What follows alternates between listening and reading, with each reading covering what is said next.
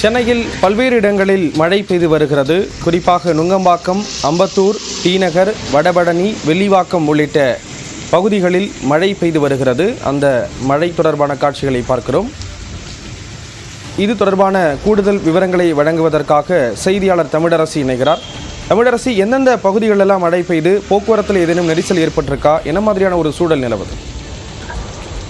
ஸ்ரீராம், சென்னை நகர பகுதிகளில் கடந்த அரை மணி நேரமாக மழை பெய்து வருகிறது. முன்னதாக சாரல் மழை பெய்து வர நிலையில் தற்போது சென்னையின் பல்வேறு இடங்களிலும் கனமழை பெய்து வருகிறது. குறிப்பாக சென்னை டிநகர், அதே போல அண்ணா சாலை, நுங்கம்பாக்கம், வடபழனி, கோடம்பாக்கம், ஆழ்வார்பேட்டை உள்ளிட்ட சென்னையின் நகர் பகுதிகளில் இந்த மழை கடந்த அரை மணி நேரமாக நீடித்து வருகிறது.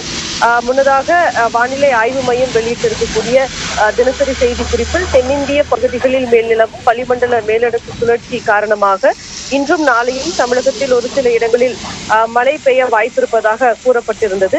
இந்த நிலையில் சென்னையில் நேற்றும் மழை மாலை நேரம் மழை பெய்தது. அதே போல இன்றும் கடந்த அரை மணி நேரமாக மழை என்பது பெய்து வருகிறது.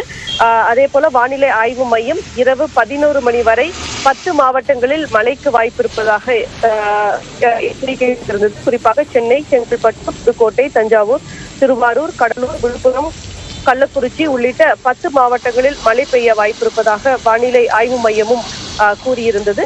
அதே போல ட்விட்டர் தளத்தில் வானிலை ஆய்வாளர் பிரதீப் ஜானும் மழை பெய்ய வாய்ப்பிருப்பதாக தனது வெளியிட்டிருந்தார். இந்த சூழலில் கடந்த அரை மணி நேரத்திற்கு மேலாக தற்போது மழை பெய்து வருகிறது.